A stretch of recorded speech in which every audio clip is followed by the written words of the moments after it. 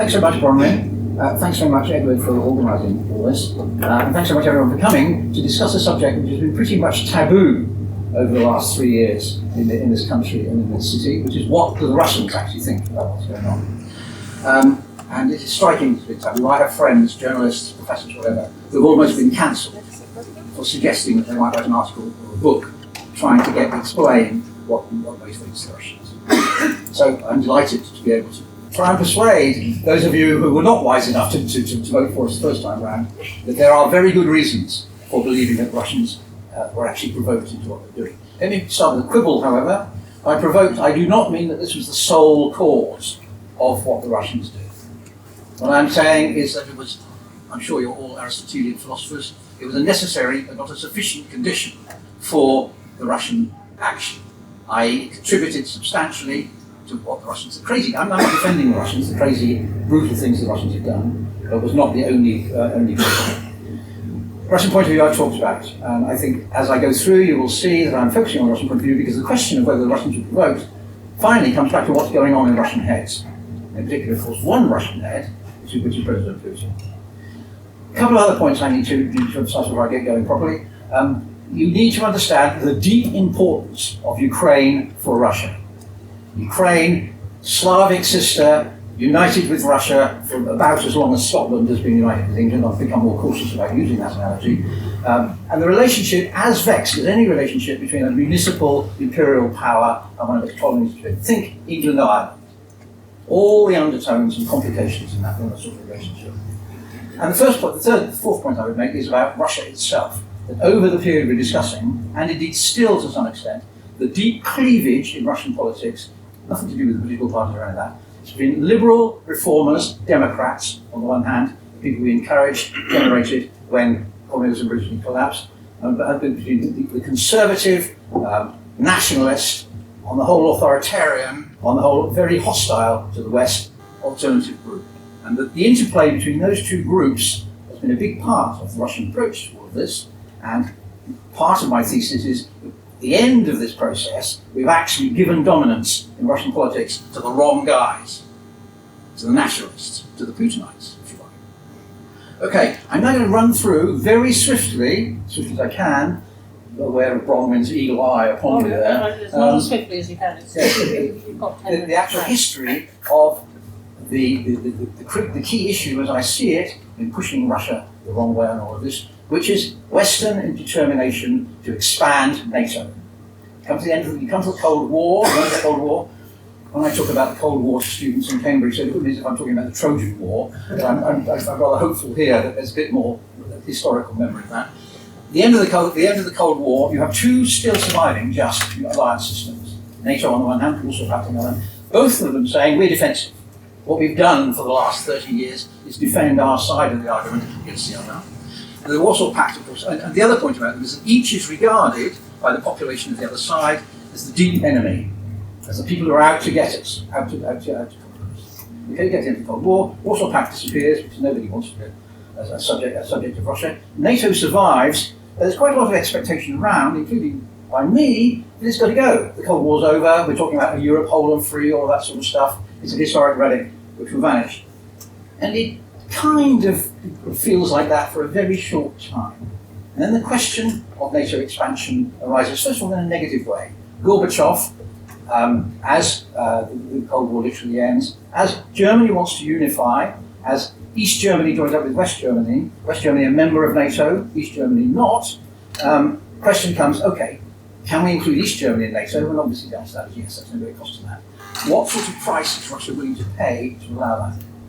And what the Americans, what Jim Baker, the Secretary of State at the time, offers is not 1 inch.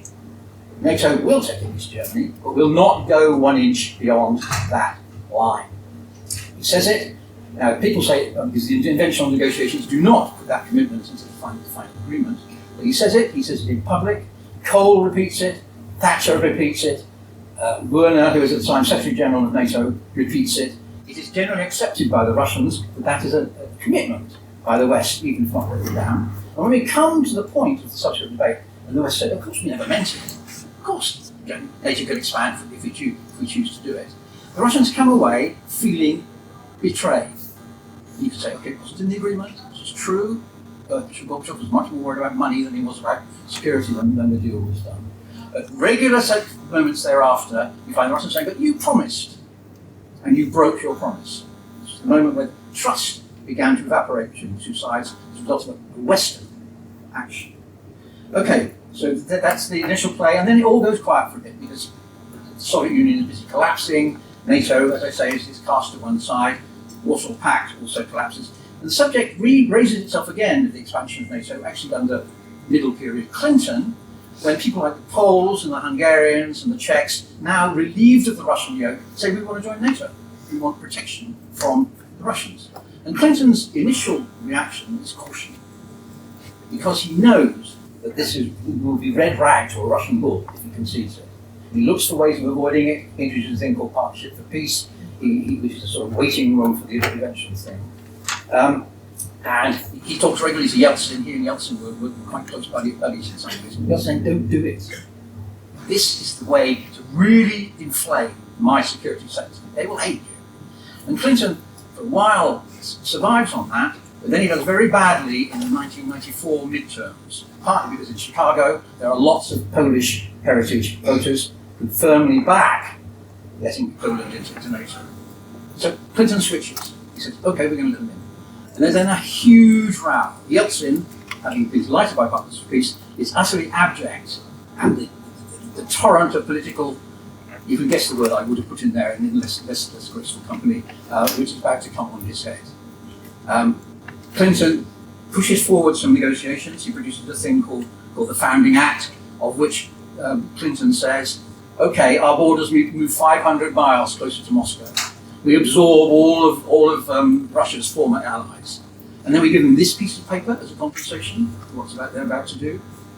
And meanwhile, Yeltsin is making speeches about a cold peace. There's a real chill enters the relationship between Russia and the West. Nevertheless, a friend of mine, a guy called Dmitry Trenin, who's one of the sort of hash-trained Russian securocrats, says to me, you do this and the Russian security sector will never trust you again.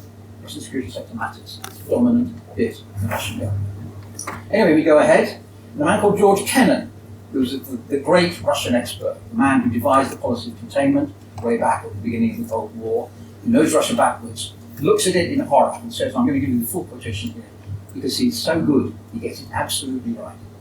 Bluntly stated, expanding NATO would be the most fateful error of American policy in the entire post-Cold War era.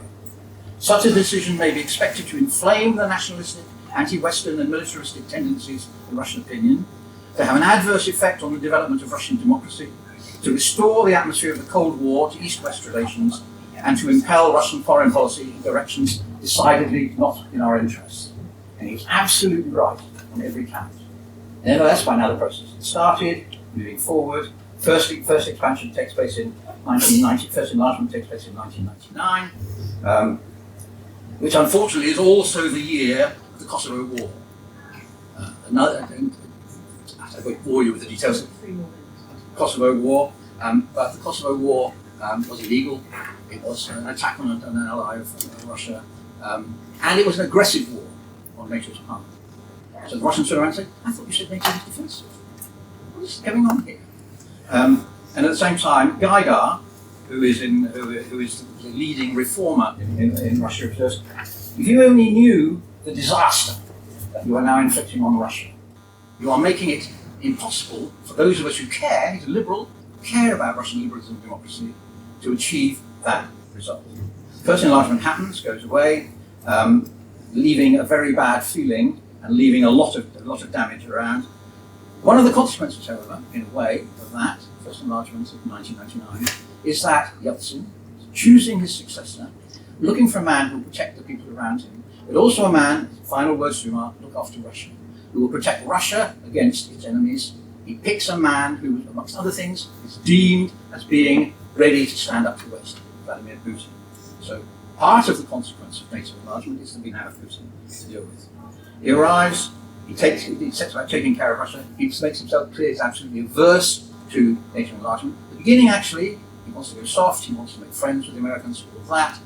He talks politely about NATO enlargement, but once it becomes clear that he cannot establish a decent relationship with the Americans, he then goes hard against it.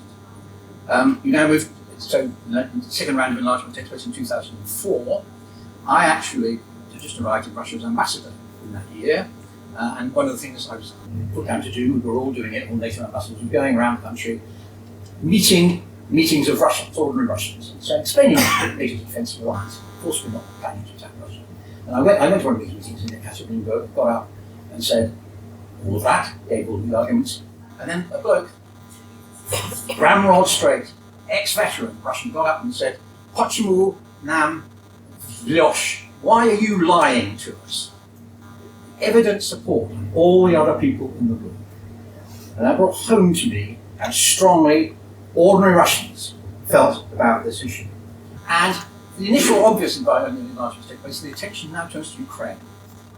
Because Brzezinski once said, with Ukraine, Russia is an empire. Without Ukraine, you never can. Ukraine is the focal point in terms of the enlargers who want it, want it inside NATO. Now, there's lots of coming and going in Ukrainian politics, which is basically a push and shove between the West and Russia. There was a revolution in 2004, which puts an anti-Russian president in Ukraine, and at that point Ukraine can begin talking quietly to NATO about joining expansion. He disappears, he's replaced by a pro-Russian. But before that, the Bucharest summit, NATO Bucharest summit in 2008, which by some completely mad process includes in its conclusions, Ukraine will become a member of NATO. And at this point, all sorts of things happen. Bill Burr, who was the numbers of the US ambassador in this time, writes a telegram to his bosses in Washington saying, for all Russians, taking Ukraine into NATO, mentioned the importance of Ukraine, is the reddest of red lines. But every Russian we know, from the knuckle-dragging internal inhabitants of the Kremlin to the most liberal of liberals, they all hate the idea that this is their Slavic brother joining the enemy. Ukraine joins again, revolution of dignity. NATO entry is actually written into the Ukrainian constitution at that time. Putin, now things again have gone relatively quiet, but Putin goes off through COVID, broods on it all, sees, as I say, Russia's closest comrade not being dragged, voluntarily entering Ukraine, comes back from his COVID-induced break, says, I'm not going to let this happen. This is contrary to what all of Russian history is about. Masses his troops, presents a set of demands to the West, saying that it's central is that Ukraine will not join NATO. We, the West, rush on the side, and the war starts. So I conclude, just to summarise them, the Russians have regularly and forcefully told us that NATO expansion is simply not acceptable. Putin told Bush, Bucharest, we have to worry about our domestic security. You include Ukraine in NATO. He doesn't quite say that's a casus belli, but he uses diplomatic words which amount to the same message. We ignore it all the way down, and well, I'm now giving a price for that. Thank you.